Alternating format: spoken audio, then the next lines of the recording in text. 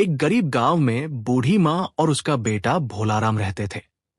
उनका सबसे प्रिय साथी एक अद्भुत, बुद्धिमान और बात करने वाला तोता था। तोते का नाम मिट्ठू था, जो हमेशा समझदारी से काम करता था। एक धूर्त दुकानदार ने मिट्ठू को खरीदने का लालच दिया। बुढ़िया ने मना किया, लेकिन भोलाराम ने पैसे के प्रलोभन में राजी हो गया। तभी मिट्ठू ने एक गुप्त खजाने के बारे में जानकारी दी। खजाना केवल एक साहसी और चतुर व्यक्ति ही पा सकता था। मां और भोलाराम ने मिलकर खजाने की खोज में जाने का फैसला किया। दुकानदार ने यह देखकर गुप्त रूप से उनका पीछा करने का सोचा।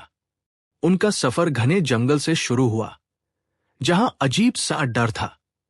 जंगल की हर दिशा में अंधेरा और रहस्यमयी आवाजें महसूस हो रही थी। मिट्ठू अपनी मधुर आवाज से उन्हें डर को पार करने की हिम्मत देता रहा। रास्ते में उन्हें एक बुद्धिमान व्यापारी और उसका दोस्त मिले। व्यापारी ने उनकी कहानी सुनी और मदद करने का प्रस्ताव रखा। सब मिलकर एक टीम बन गए और खजाने की ओर बढ़ने लगे। पहली चुनौती एक नदी के पास खड़ी प्राचीन पहेली थी। पहेली थी, जो न चले वो बढ़े, जो बढ़े वो न चले। मिट्ठू ने बुढ़िया को कान में फुसफुसाकर सही जवाब सुझाया। बुढ़िया ने संकेत दिया और भोलाराम ने व्यापारी को जवाब बताया। व्यापारी मुस्कराया और बोला, सही उत्तर है नदी का पानी। व्यापारी के दोस्त ने उनकी चतुराई की बहुत प्रशंसा की। तभी अचानक नकाबपोश डाकुओं का एक बड़ा दल आ गया। डाकुओं ने उनका सारा सामान छीनने की धमकी दी। व्यापारी ने चतुराई से डाकुओं को एक खेल खेलने के लिए कहा। उसने कहा, अगर तुम जीतोगे तो दौलत तुम्हारी होगी। डाकू सरदार ने उसकी चुनौती स्वीकार कर ली। व्यापारी ने पहेली पूछी, मेरे पास एक आंख है, लेकिन मैं देख नहीं सकता। डाकू सरदार ने कहा, यह आसान है, इसका जवाब सुई है। व्यापारी ने कहा, तुमसे ज्यादा बुद्धिमान कोई नहीं है। व्यापारी ने खुश होकर अपनी आधी दौलत उन्हें दे दी। व्यापारी का दोस्त बहुत नाराज हुआ, लेकिन उसने कुछ नहीं कहा। व्यापारी ने उसे समझाया कि यह जान बचाने की चाल थी। वे घने जंगल में पहुंचे, जहां सूरज की रोशनी बिल्कुल नहीं थी। तोता बोला, मेरी आवाज सुनो और हमेशा आगे बढ़ते रहो। वे तोते की आवाज का अनुसरण करते हुए आगे बढ़ते रहे। उन्हें एक गुप्त सुरंग मिली, जो प्राचीन मंदिर की ओर जाती थी।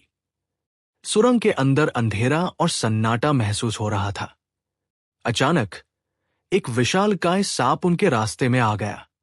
सांप बोला, तुम मंदिर में तभी जा सकते हो जब पहेली हल करो।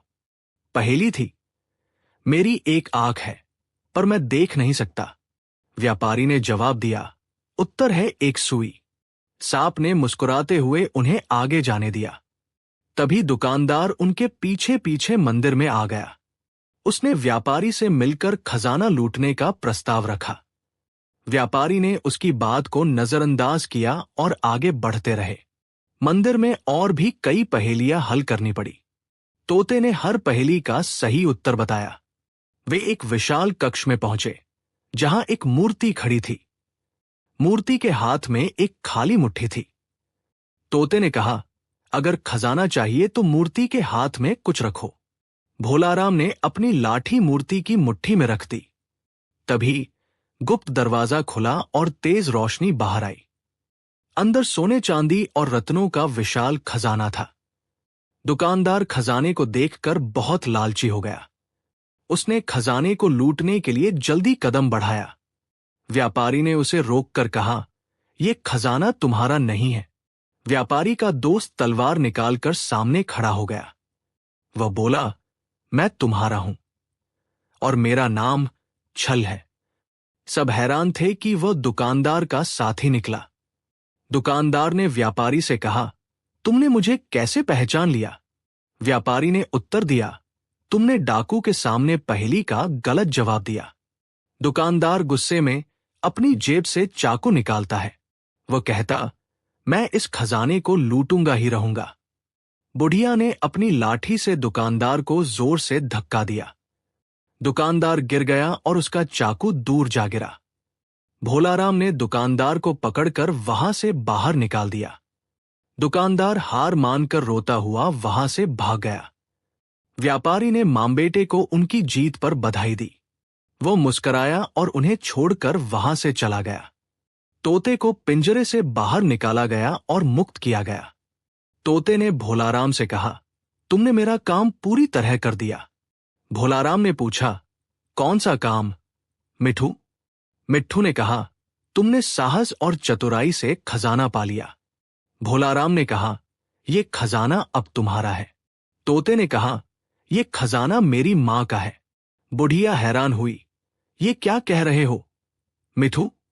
तोते ने कहा, मैं तुम्हारा ही हूं और हमेशा तुम्हारे साथ हूं। तभी तोते की आवाज बदल गई। वो पिता की आवाज में बोला। मां ने पहचान लिया, ये मेरे पति की आवाज है। तोते का शरीर धीरे धीरे बदलकर एक छोटे बालक में परिवर्तित हुआ। बालक ने कहा, मैं तुम्हारा छोटा भाई हूं, जिसे बचपन में खो दिया। मां और भोलाराम दोनों बहुत हैरान और खुश हो गए। बालक ने अपनी कहानी बताई, मुझे बचपन में खो दिया गया था। पिता ने मुझे सुरक्षित रखने के लिए तोते का रूप दिया, ताकि मैं सुरक्षित रहूं और तुम दोनों की मदद कर सकूं। भोलाराम ने कहा, मुझे इस पर विश्वास नहीं हो रहा। बालक ने कहा, यह सच है, मैंने सब कुछ देखा और समझा। बालक ने अपनी आंखें बंद कर ली और आवाज बदली। वो भोलाराम के पिता की आवाज में बोलने लगा। मां ने कहा, यह मेरे पति की आवाज है। बालक फिर छोटे बालक के रूप में लौट आया। बालक ने कहा, मैं तुम्हारी आत्मा हूं, मैं हमेशा तुम्हारे साथ रहूंगा। बुढ़िया को अपने दोनों बेटे वापस मिल गए और खुशी हुई।